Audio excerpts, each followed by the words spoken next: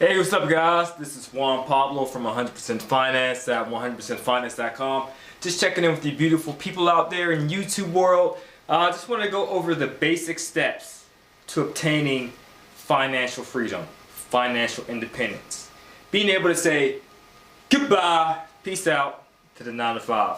So I believe everyone, I provide coaching, okay? And I coach people on a one-on-one basis. Like 4 times a month, every weekend pretty much. Right now it's currently $50 a month. And I also do group coaching. It's bi-weekly for $17.99 a month. And in the coaching, I normally tell the mentees, if you would call them the students, basically how you can get started towards your goal of obtaining financial freedom. Because people who want financial freedom, they're all about having an abundant lifestyle. You know, just not working for someone, not just working for the man, but actually either working for themselves or have people working for them. You know, either being self-employed in the beginning or being an entrepreneur and having people work for them, or being a bigger business person. And so what I try to tell them is the first thing you want to aim for is financial freedom. Because a lot of them think that, oh, I want to start flipping because I like renovating properties, or I want to start wholesaling and this and that. Those are all good, but just keep in mind that those are hustles. Those things are jobs. Wholesaling is a hustle. You know, I have a couple of friends who do this full time, but they're constantly hustling. I get like 1 billion emails a day from them, sending me deals and this and that, trying to do this and that. I mean, it's all good. If you like it, by all means do it. But you want to have passive income. Passive income is described as income that you receive on a consistent basis with little to no work required. For example, rental income. For example, royalties. Another example, dividends from stocks or bonds, things of that nature. It comes in your mailbox or your business checking account on a monthly basis, right? And some people might say, oh, well, you got to manage the property because it's all about managing the tenants, toilets, doing repairs and taxes and this and that, paying bills. You can hire a property manager for all that stuff. You can outsource it. Okay? You just incorporate that into your business model when you analyze a rental property. Okay? But I really want to tell you guys that you want to aim for financial freedom. You want to have financial independence. That's the name of the game. Okay? Like I said a few moments ago, you can do the hustle of wholesaling. You can do the flipping, you know, which is pretty risky. It's really speculative, and I don't really call it investing. And the reason why is because it's based on the premise of buying low and selling high, right? And that's what you do with gambling, with lottery. You buy a low ticket in hopes that you can perhaps get a high payout if you win the lottery or some sort, or gambling. And the same thing with the stock market. You know, you might buy stock at a lower price, and hopefully the market will go up. You can sell at a higher price. Now there are other areas to the stock market, so I'm not going to go into that. I'm not saying it's not a wise investment. I'm not saying that speculative investments is not wise. I'm just saying it's different. You can tell by our government because of the tax rate is different. When you buy low, sell high, what do you pay? Capital gains. And capital gains is taxed at a higher rate than passive income, such as rental properties. How do I know this? Because I do flips and I own rental properties. And when you own a lot of rental properties, you really don't have to pay taxes because you get a phantom expense called a depreciation expense. And as pretty much every business person does, their whole lifestyle is a deduction. You know, your cell phone bill, half of it's used for personal, half of it's used for business. You can deduct a portion of that. Your meals and entertainment, a portion of that. Your travel, a portion of that. So that's what you want to aim for. You want to aim for financial freedom through owning your own business, through being an entrepreneur, and it is for the purposes of this video of owning income producing assets that provides you with passive income. In my vehicle is real estate investing, buying and holding, okay? Because that way you can predict how much money you're getting in. That's why it's not speculative. You're not really dependent upon the market forcing the appreciation. You force the appreciation by how you manage the asset. You increase the rents, you do repairs, you reduce expenses. You make the property more profitable. You increase the NOI, the net operating income. and you force depreciation. Now that's a little bit later down the road, but some of that stuff I said I might have flew over your head, but the point is you want to get rental income, passive income. Okay? And if you follow a correct business model, you won't have to complain that it's all about tenants, toilets, and taxes. That tenants don't pay their rent, or they destroy your property, or that toilets break down, you have all these other repairs to make. All these maintenance issues, or taxes, they always go up, and you have to pay insurance and licensing fees and all these other unexpected repairs that eat up your cash flow. As long as you follow a sound business model, you replicate that, you too can be a success in real estate investing. Okay, so I tell this to my coachees, if that's what you call them, when they get started. Okay, so I just want to give you a little taste of what I offer for coaching and also to help you out. So I just want to give you the basic steps because I want all you guys to be financially free and independent. Okay, so before I get into the basic steps, I know I have a long introduction here, but I just want to really hone in and provide you with all the information you need to know about financial freedom and why it's so important. One of the benefits that I receive as a real estate investor is I wake up whenever I feel like it. I wake up when the sun hits me up. When God decides to wake me up, that's when I wake up.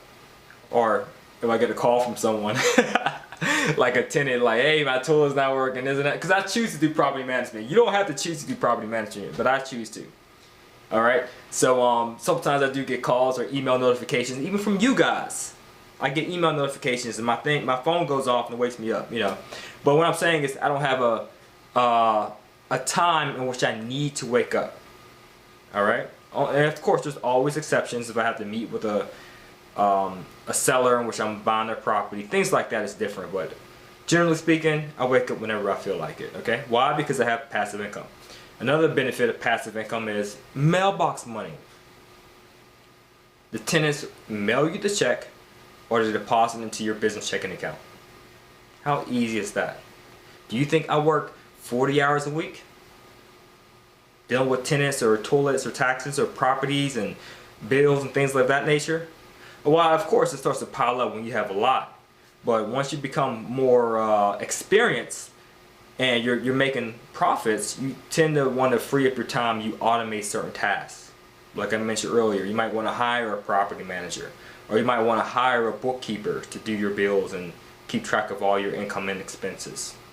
You know, you might want to hire, or you should hire, a contractor to do the repairs so you don't have to go out to the property slinging a hammer. You know, you automate those things, but you're still getting the profit as well for being a wise and smart investor. But you can be that person who does get that mailbox money and do little to no work. Because some of you might be tenants currently, right? How often, as a tenant, do you contact your landlord? Unless there's like a burning issue. Let's say it's the middle of winter, your furnace goes out. That's understandable, right? You need heat. That's a necessity. But generally speaking, how often do you call your property manager or your landlord as a tenant? Very seldom, or unless you have some type of issue with your rent. But it's not like a tenant calls you every single day. All right, so just let me get that out there. I think I manage maybe 42 tenants currently, and none of them really call me every day. And if they communicate with me, it might be an email, it might be a text message, and it's not really urgent. Or most of the time, it's not even that important. Sometimes they just contact you to ask you for your business checking account number with your bank so they can make the deposit. Or just to give you a notification, because there are good tenants out there. People always want to talk about the bad tenants, but there are good tenants. Sometimes they give you a notification that, hey, I won't pay the rent on the 1st of the month of March. I'm actually going to pay it on February 28th, a couple days earlier. Just wanted to give you a heads up. Okay? Because there are good tenants out there. Alright? So you can do this. So having financial freedom is important because you get to have control over your time, do whatever you want, and control over your income, which is a blessing. Anytime you want to get a raise, you just buy a new property. It's not dependent on you kissing someone's rear end at a day job, brown nosing, so that you can hopefully get a 2% cost of living increase, or a 2% raise, or a 25% raise on your hourly wage or whatever you want to call it, or a bonus. You don't have to do all that. You give yourself a raise by exercising your mental capabilities as being an investor. All right, so that's what you really want to do, and that's so beautiful of doing real estate, being financially free. Now there are risks involved because nothing is certain. It's not like a paycheck where you get somewhat of a standard payment on a bi-weekly, monthly, or weekly basis. Okay, and if anything goes wrong, you as the investor is left holding the bag. You're responsible. So with everything in life, there's good and there's bad. You have to accept both of them. All right, but I believe as being an investor, having passive income, being financially free has more pros than cons. I mean, based upon my lifestyle, because I get to live the lifestyle that I want to live. And it's not just about me being selfish, but you're also able to be giving and generous towards others, towards people that are less fortunate. Okay, and you get to spur the economy. By you doing real estate investing, you're hiring so many more people. You're buying materials from your favorite hardware store. You're hiring realtors. You're hiring contractors, appraisers, property inspectors, mortgage brokers. You're having a tenant to a nice property. You're beautifying the neighborhood. You're giving the government, Uncle Sam, their tax dollars through property taxes. You're helping out the county. You're doing all this, and guess what? You're making a profit on top of that. It's a beautiful thing. You spur the economy by you obtaining financial freedom through real estate investing. Okay?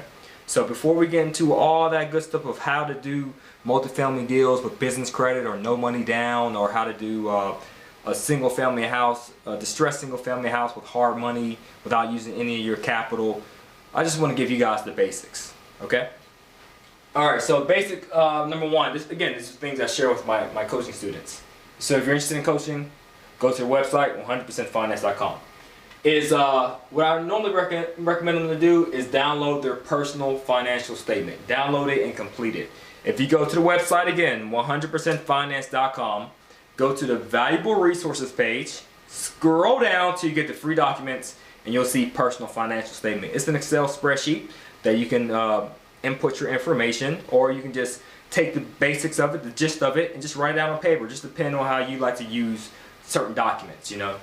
Because I have some old school people who are not too familiar with Excel or formatting the cells and this and that nature. They just prefer just to write it down on a sheet of paper. Whatever floats your boat, by all means, just make sure you get it done. So the personal financial statement has three things, right? It has the income statement. And I just make it real simple for you guys, all right? I don't go into details with everything a personal financial statement should include. But just the three things that I think are important for me and for you is the income statement, the balance sheet, and basically a statement that lists out all your credit cards and things of that nature. Income statement, okay, that's important. The income statement just basically, it tells you your income minus your expenses. What is your profit every month for your personal finances, okay? And the personal financial statement, just as a sidebar, is very important. Why? Because I heard from The Profit, it's a show on CNBC. I forgot who the gentleman's name is who hosts the show, but or facilitates the show. But he mentioned in one of the shows that if you do not know your numbers, you do not know your business. And that is very true. So make sure you know your numbers on your personal side, because you can't even manage your personal finances. How in the world are you going to manage the business finances? Okay, so let's get your financial house in order. And that's where I like to start. See where you stand at financially by first completing your personal financial statement. It's vitally important. So back to the income statement. It's the income minus your expenses. All the money you got coming in every month versus all the money you got going out, your bills. Okay? So some of you might have for income, you might have job income, you know, salary, W-2.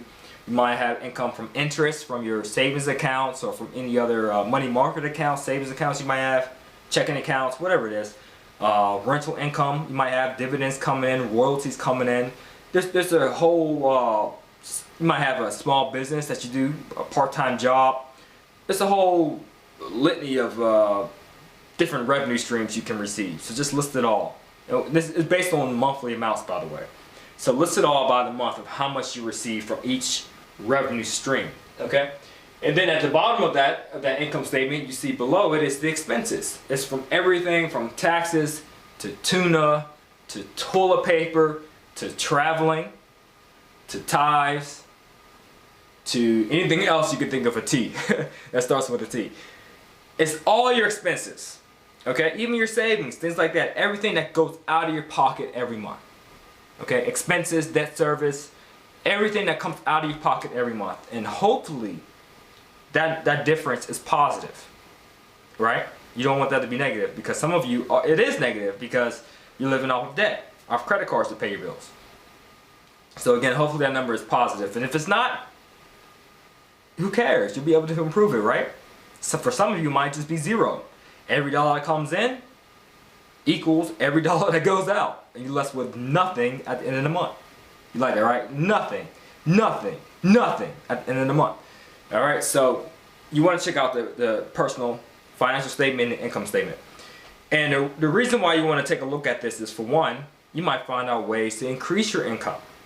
For example, I was looking at my income statement, and I realized with my income, which is rental income from tenants, that there were several tenants in which I purchased a property fairly recently in which they never received a rent increase. And they've been living at that property for years without an increase. And again, I didn't own it for years. I just purchased it, but I still had to honor the existing leases on the property with those tenants that reside at the property.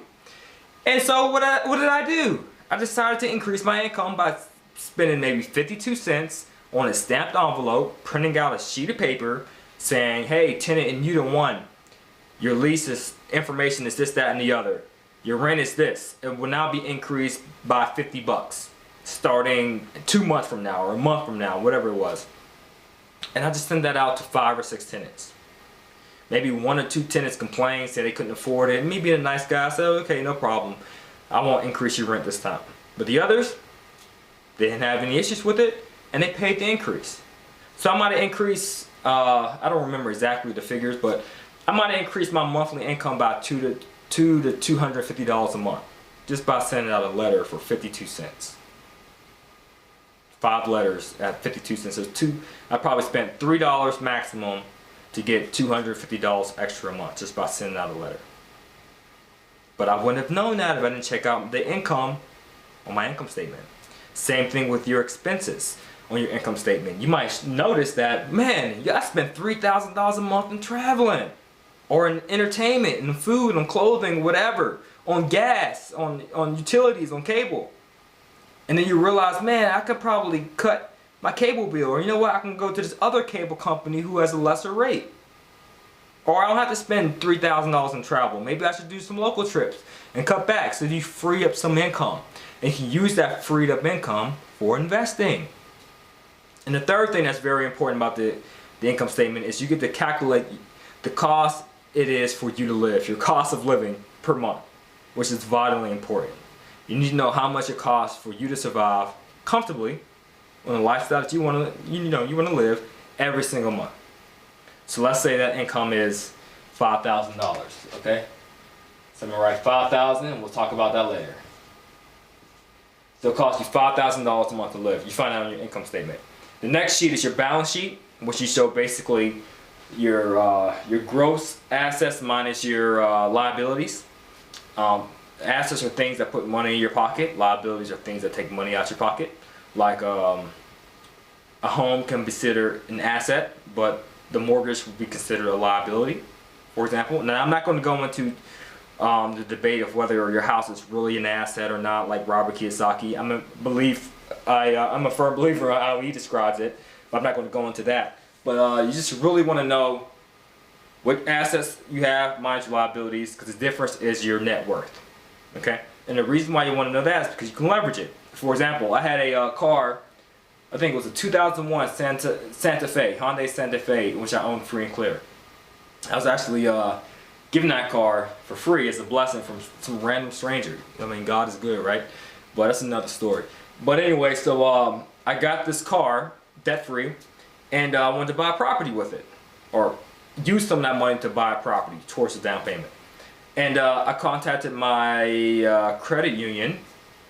At first I looked at the Blue Book value. I contacted them, and they say, yeah, that car is worth about $7,500 on the market. And this was years ago, not today, but years prior. And they said, yeah, it's worth about $7,500, but what we can do, we can give you a loan for about $7,000. And you have to pay us maybe $150 a month until this loan is paid off. And so I rolled that $7,000 to buy a property, an investment property out of state. And the income I received from that property paid off the expenses, paid off the mortgage, the debt service, and it paid off that $150 that I got from the credit union as well. And gave me a nice little profit in my pockets. Okay? So it's all about using leverage. You can only notice that when you look at your balance sheet.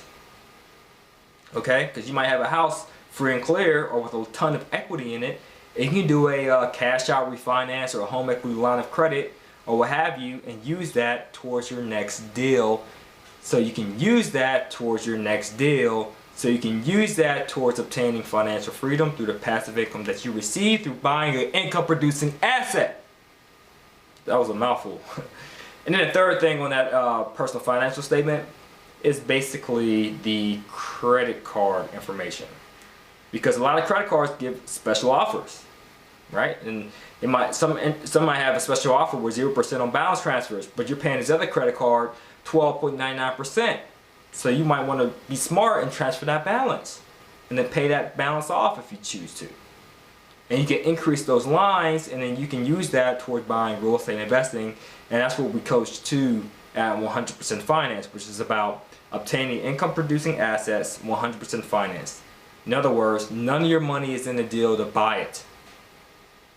Use someone else's money to get rich. Use your own money to have fun with. You do that by buying the property, by financing it 100% finance. Alright, so that's the importance of your personal financial statement. So fill that out. Alright, I'm going to give you great information for the free ski. So make sure you do it, apply it. You know, that's one of the pet peeves of most authors or instructors or coaches, is to give people some great information. The sad thing is they don't apply it. Use wisdom. Wisdom is the application of knowledge. And once you hear this knowledge from me, apply it. Alright? And your credit report. You want to get a recent credit report. All 3 credit bureaus. Check out your scores. You know, for mortgages and things like that. Check out your scores, your credit scores. Check out how many inquiries you have on each report. And if there's any derogatory items. At 100% Finance, we do credit repair. We do remove inquiries from your credit report. TransUnion and Experian only, not Equifax, okay? For low cost, it's lower than other competitors, but you can shop around. If you don't believe me, and which I do advise you to do, verify it yourself, okay? Don't just take my word for it. Verify all this information.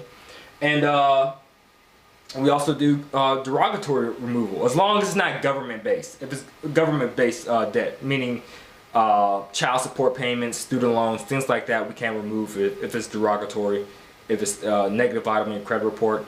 And of course, it has to be a closed account. It can't be open or active. But anything else, if you have collections, charge-offs, we can dispute those items for you. Just check out the website, 100%finance.com, for more information. But you want to know your credit, because once we know your credit, we'll give you certain scores to aim for based upon your goals, which we'll get into in a few moments. Okay, so you want to do that. Alright, so that's the first step. The second step is your FF goal. That's your financial freedom goal. Alright, so we're going back to this number. Let's say, for example, you need $5,000 a month in passive income in order to say goodbye to the 9-to-5. Alright, just so that working can be an option and not an obligation. I say that a lot. I just love saying that. Making it be an option and not an obligation. Why? Because it has 2 O's and it just sounds kind of cool, right? And it would be cool too if it was really true for you. That you could say, you know what? I'm quitting this job. I'm going to give them my 2 weeks notice. I'm just going to sit back and relax and enjoy the fruits of my labor. My real estate investing labor, that is. Alright, so back to the subject, right? So let's say it costs you $5,000 to live, alright?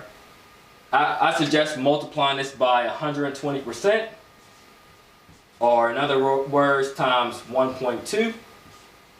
and it should give you $6,000. The reason why you multiply times 1.2 or 120%, it's just a buffer, just in case there's some things you might have left out when you're calculating your monthly expenses.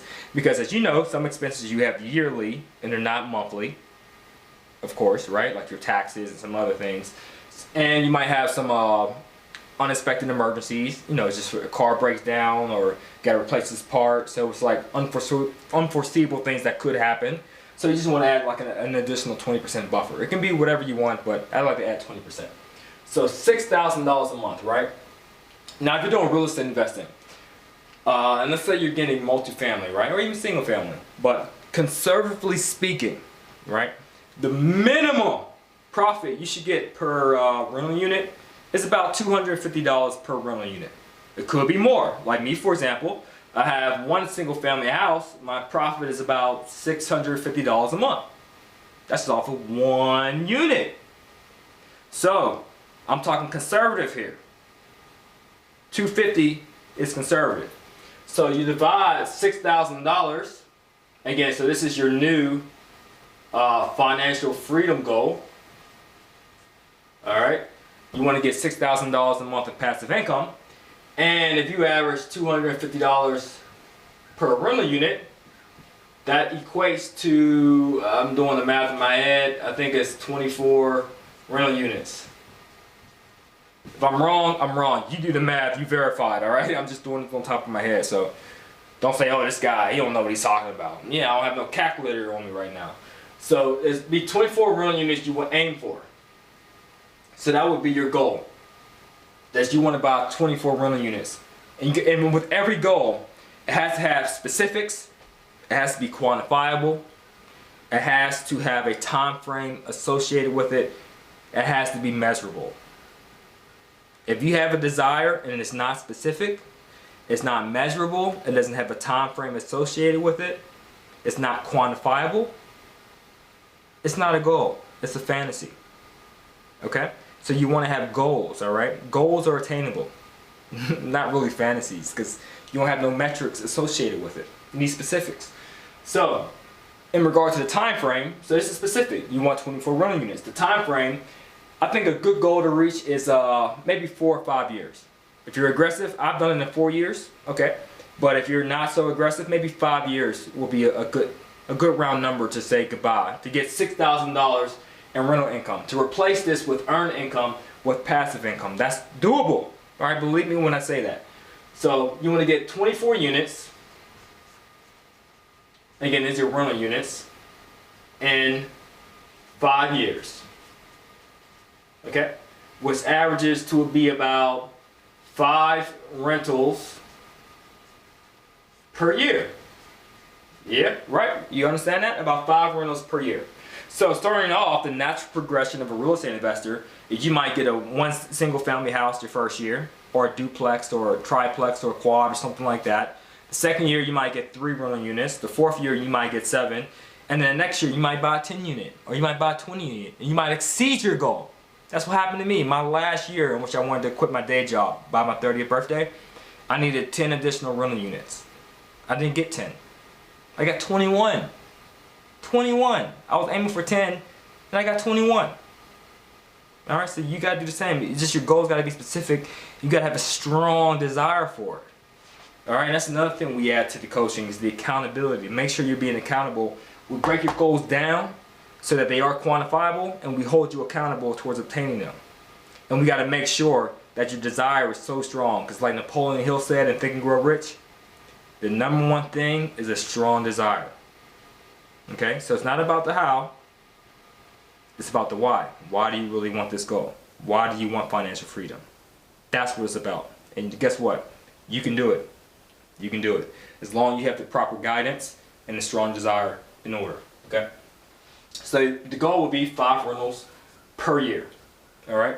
And then we break it down further, which is getting to the coaching of like how much that will cost, how much capital you need to raise, and things of that nature. Alright, so that brings us to our next goal. Table. Not like a table that you put your food on, or a table like a chart or a spreadsheet, but table as in what do you bring to the table. Okay? You can't expect to be a real estate investor an entrepreneur, businessman, or anything successful without bringing something to the table. You have to bring something of value, to the table. What value do you bring? Right? Because that's how you're rewarded in the marketplace, by the value that you contribute. And that value has to be genius level, some genius level skill or activity. And that's what the marketplace rewards, genius level activity.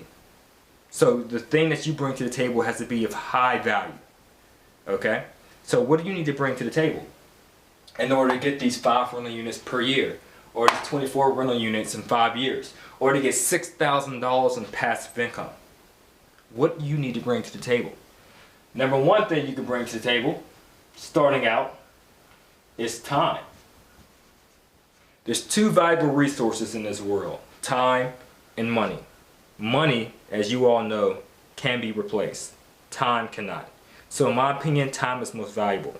That's why I fought tooth and nail for financial freedom, because I want to control over my time. Right? I want to do what I want to do with my time and not let my time be dictated by someone else. I'm a grown man. Why I gotta ask you to take a day off? Why I gotta ask you for a vacation? Why I only gotta take a 1-hour lunch break? Why can't I take 2? Have control over your time. You like that emotional outbreak, right? That was pretty entertaining, right? So you want to bring time to the table. Time can encompass many things. It can encompass, of course, your hours, and time you spent analyzing a deal, your expertise. You're raising capital through other people, and they're like, oh snap, let's leverage this guy's expertise, and they'll pay you for that. It's valuable. It can encompass your connections. You know the realtors, you know the mortgage brokers, you know the wholesalers, you know the flip contractors, you know mortgage brokers, the appraisers, you know everyone, the attorneys that form an entity for your partners. You know how they can raise capital through obtaining business credit, or how they can tap into their 401k and get a self-direct IRA. You know how to do all this stuff. You have those connections. You have that know-how, that expertise. If you can bring that to the table, that equates to money. So you can achieve your financial freedom goal. But the thing is, with time, you got to know what you're doing. And that's where the coaching comes into play. I normally teach people who start off with no money or no credit how to leverage their time to get money, right? So you want to bring that to the table. So bring your time to the table. So you want to spend your time networking.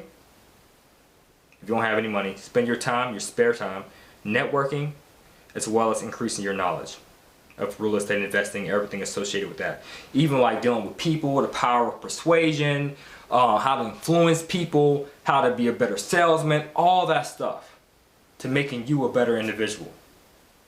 Okay, so that you want to spend your time increasing your knowledge in those areas, as well as networking with a lot of people, because your net worth is equal to your net worth. The more people you know, the more money you make.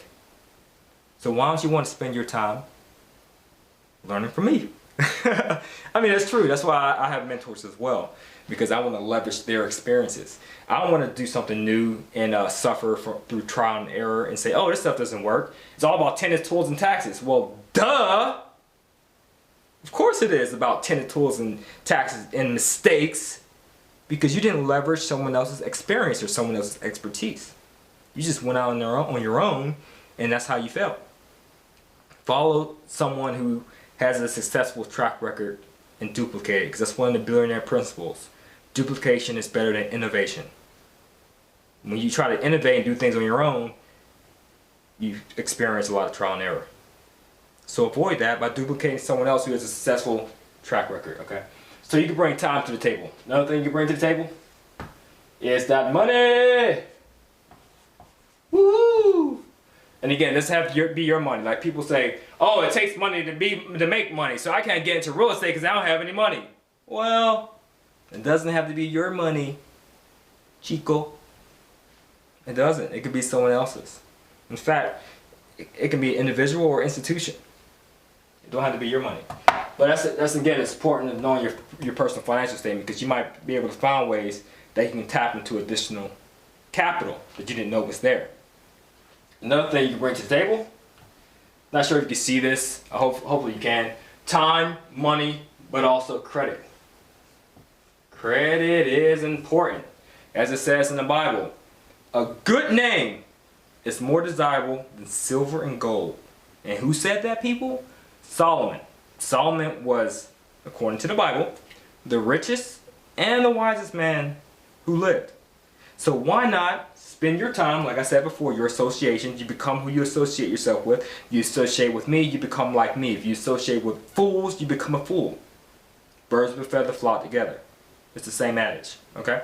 So you want to associate yourself with people who are successful and replicate what they do. Imitate them. Duplicate them. So Solomon, I like to read his Proverbs like pretty much every day because he talks a lot about business and talks a lot about people and things of that nature. But whether you believe the Bible or not, that's up to you. But just listen to the wisdom here, okay? Because there is truth in what I'm saying. He said a good name is better than money, so to speak. Your credit is another word for a good name. Your good name is represented as in your credit and your credit score. Credit is short for credibility. It shows you how credible you are. Being that you have a high credit scores, banks think, oh, this guy is credible. This guy has a good name. Let us lend him any amount of money that he wants. Same thing with private money. Oh man, I heard this guy did this great deal with this person, did this with this person, he was good at this, timing with that, professional with that, punctual with that, knows his stuff, on top of his game. Let's lend him some money. Let's partner with him. Like for example, Donald Trump. Good name in regard to business. Whether you want to believe it or not, obviously the proof is in the pudding. So people will say, if Donald Trump wants to do something new and exciting, some very risky business ordeal, they'll say, you know what? I really don't have trust in this business ordeal. I find it very risky. But just because Donald Trump's name is on it, I'm going to join that bandwagon and throw up my dollars along with them. Why? Because it's Donald Trump. So if you have that good name as well, people want to invest with you. You understand what I'm saying? You establish that credibility. You're perceived as an expert. And people will pay or want to join in with you to invest with you. So what do you bring to the table? So that's the things I kind of teach you. Then again, there's other ways you can do stuff. So you might know the time, you might know the expertise. You might say, you know what? Let's do a subject to deal. Let's do a wraparound mortgage. You know what? Let's do a lease option to buy. You know what? Let's do this money. Let's do this hard money. You know what? Let's do this with business credit. You know what? Let's do this with partners. You know what? Let's do this with lenders. You know what? We should do this deal with owner financing.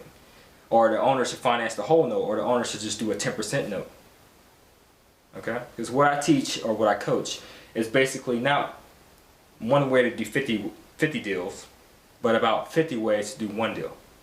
So if any deal falls in your lap, you become a transactional engineer. Oh, I should use the hammer for this job, or I should use the screwdriver for this job, or I should use hard money for this job, or I should use the conventional mortgage for this job.